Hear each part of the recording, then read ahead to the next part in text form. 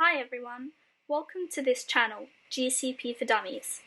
This series is based on the Associate Cloud Engineering exam provided by Google Cloud.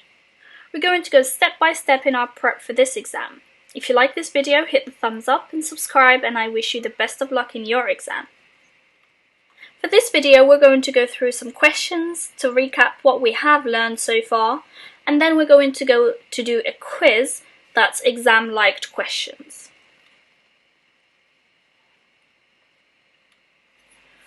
So the first question says, what is a virtual machine? Let's take a moment to think about it.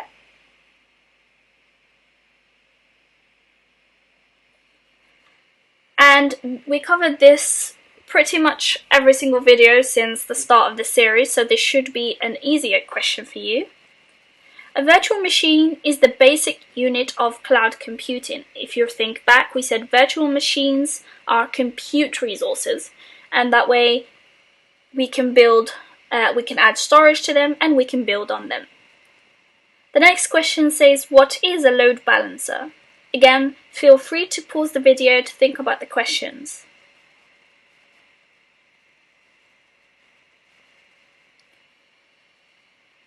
Networks and a load balancer are networks which provide a way to direct workloads to a distributed backend. If you think back, we said that it distributes any workload to as many nodes as we need in the backend. We'll go into this in the future. Next question. What is an autoscaler? Again, this is not a new concept to you. We've gone through this before. Take a moment to think about it.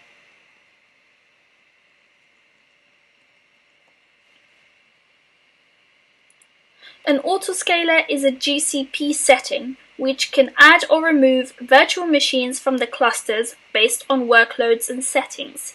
So if you think that at peak demand the maximum number of virtual machines you need is 5, you can set a max and a min as you see fit for your scenario. What is a container?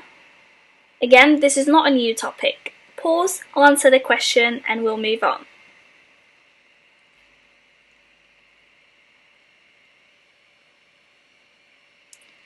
A container is a lightweight virtual machine that isolates processes running in one container from others running in another container, even if they're on the same server. Quick side note, we can manage containers on Kubernetes because Kubernetes is a container management tool. The next question, what is the difference between Cloud Functions and App Engine instances? App Engine here, we mean both types of App Engine.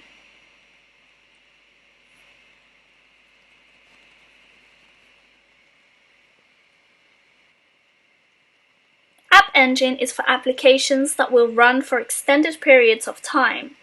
Cloud Functions are for event responses. These are the clear differences, and these should help you identify the correct answer in the exam. What is an ephemeral disk? Again, not a new concept. Take a moment to answer the question and we'll move on.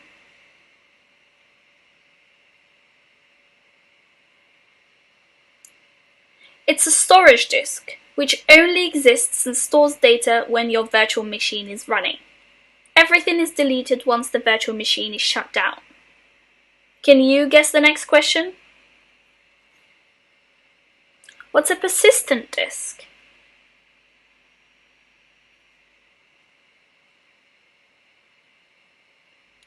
A persistent disk is a disk where data exists and is stored independently of the virtual machine. So if you shut down the virtual machine, the data is stored. If the machine is running, the data is still stored. What is a cache?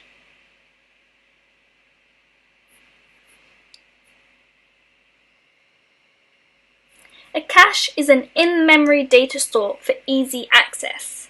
We have caches in our computer for passwords, email addresses, etc. What is a firewall?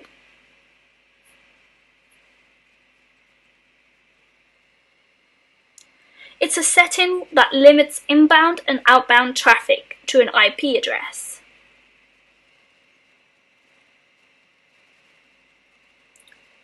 Next, what factors determine the unit per minute cost of a server? This we haven't covered, but you should be able to establish it based on the knowledge that we already went through. So think back to what would affect servers, and then that would help you answer the question.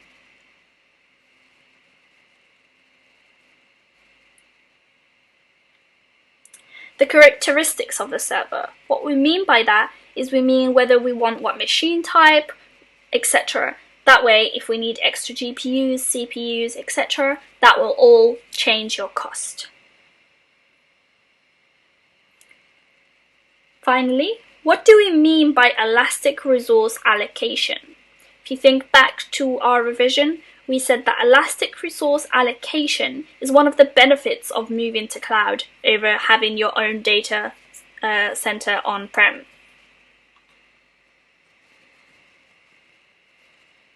Ready? We can quickly shift resources between consumers and customers so we can still provide services in smaller data centers.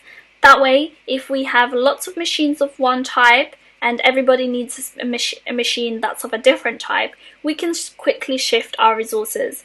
That way we don't actually need huge data centers. We can still function with smaller ones by allocating the resources we have correctly and shifting them between customers. Now we're going to move on to the exam-like questions. Now I want you to work by process of elimination, see which option doesn't seem right, eliminate that, and work your way down or across the list, depending on which way you want to work. Here we go. So the first question says, what type of server should you use when you implement cloud natural language processing? Kubernetes, App Engine, a Linux server, or no server is needed. Take your time and work through. Pause the video and then we'll come back.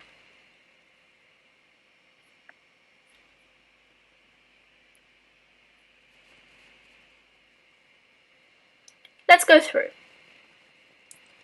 The type of server we should use when we implement cloud natural language processing. Off the bat of the question, we know that cloud natural language processing is a specialized service that falls under AI and machine learning. What we said initially about specialized services is that they are serverless, which means that you don't need a server, and that's the correct answer.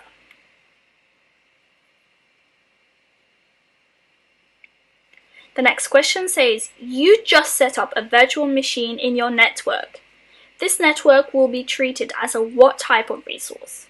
A VPC, a domain, a Google network, or a cluster? Take your time to think through the question and answer it.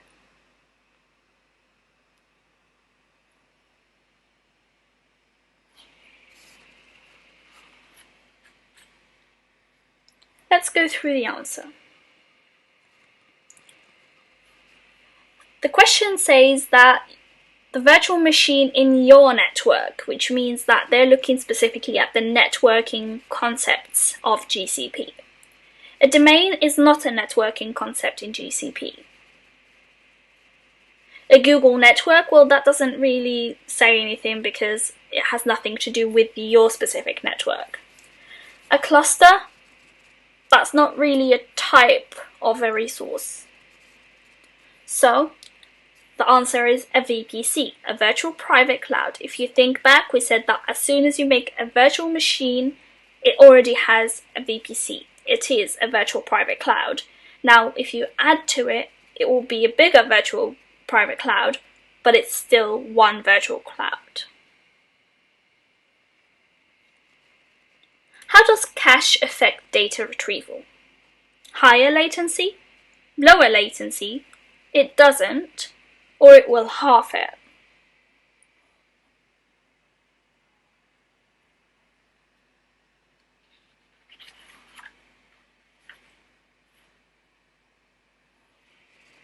Let's have a look at the answer.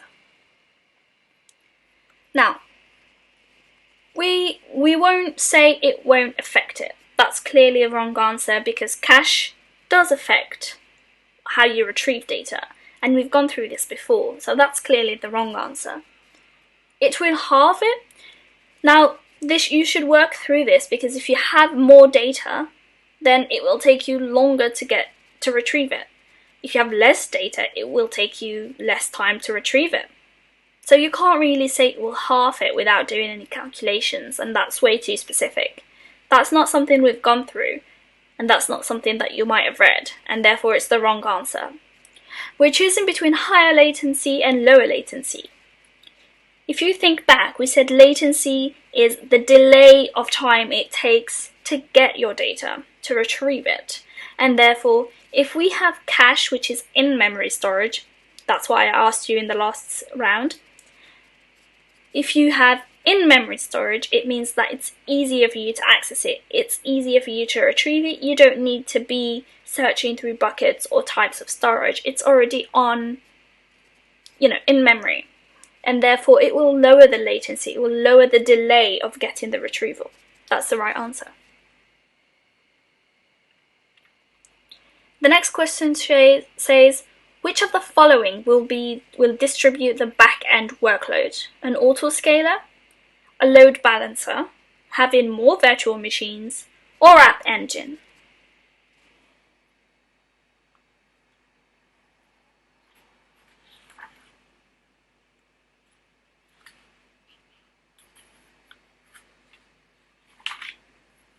Let's have a look at the answer. We've just defined what an autoscaler is, and it has nothing to do with distributing back-end workloads. More virtual machines will not distribute the workload, it just means you will have higher costs. App Engine does nothing for workloads, it's for applications and mobile and web backends. So the right answer is load balancer, and you would know that from the definition of a load balancer. We've gone through this in the last round.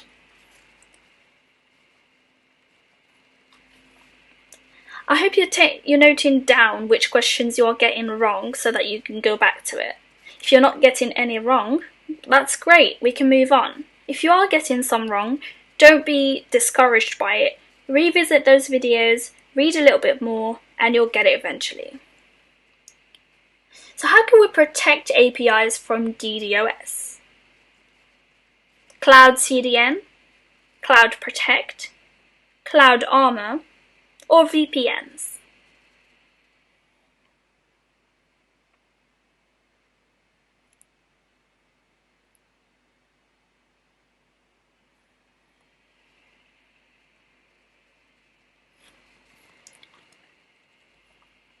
Well, first we have to know what DDoS is, Distributed Denial of Service. We've gone through this before. And so when we were going through this and we mentioned DDoS, we were looking specifically at what sort of resource? Great. We were looking at networking resources, which means that this is a networking question. We also mentioned CDN and we explained what it is. It's not the right answer. Cloud Protect is not a thing. VPNs, that's not going to protect your APIs, that's just a network for your private clouds. And therefore, the right answer is Cloud Armor. We've defined this as something that builds on HTTPS to protect you from DDoS attacks. Which service supports Hadoop and Spark? Data Prep, Data Proc, Data Flow, or AutoML?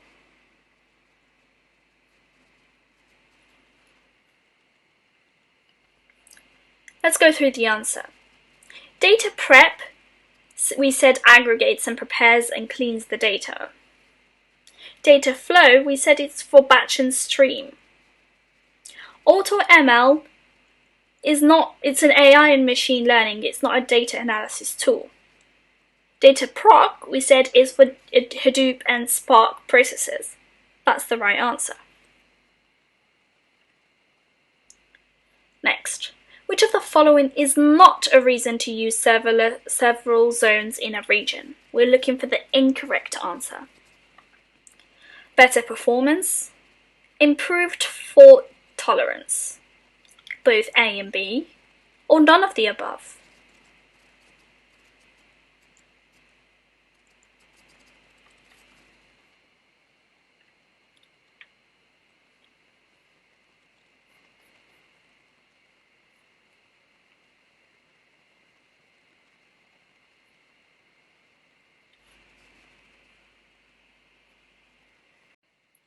Which of the following is a reason to use several zones in a region? Better performance, improved fault tolerance, both A and B, or none of the above?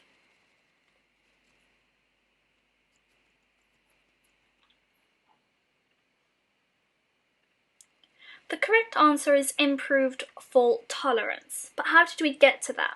Well, having your data in several zones in a region won't improve your performance, because having the data in your region is already going to give you that access and that higher performance, and therefore spreading that out across zones, all that does is lower your latency. It will not affect your performance. Your performance is dependent on just having it in that region instead of specific zones. Therefore, that eliminates A and C. We're looking at improved fault tolerance. What that means is if one of the zones has a fault in it, you can still access the same data from one of the other zones in that region, and it won't affect your latency, and therefore it won't affect your performance. So the correct answer is B. Now that we've established B is right, that obviously means D can't be right. Which of these is the best database for document storage? Cloud Spanner, Cloud SQL, Data Store, or none of the above?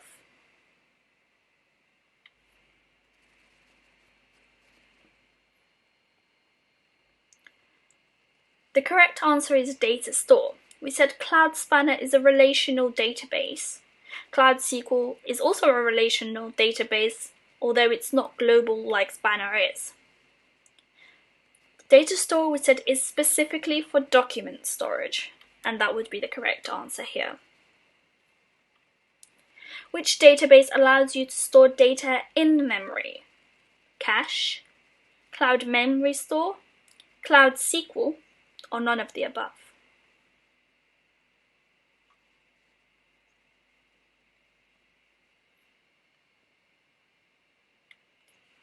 The correct answer is Cloud Memory Store. This was a bit of a trick question because two of the options on here are for in-memory storage. We've got Cache, which is an in-memory storage, and we've also got Cloud Memory Store, which is an in-memory storage. Cloud SQL is not in memory, it's on cloud storage, and therefore it's not the right answer. Now, the difference between Cache and Cloud Memory Store, and why Cloud Memory Store is the right answer and Cache isn't, is Cache is not a database. It's not a cloud database. We're looking for a cloud database, and that would be Cloud Memory Store. If you're not sure about this, go back to the table in my last video and remember to look at what type of storage we can add to that database. I hope this has been useful in clarifying some concepts and double-checking your understanding of what we've gone through so far. My best advice if you've struggled with this quiz is to go back to the 8 core concepts video, which is my last video. For now, thank you for tuning in, hit like and subscribe, and we'll get on with the next concept. Good luck in your studies.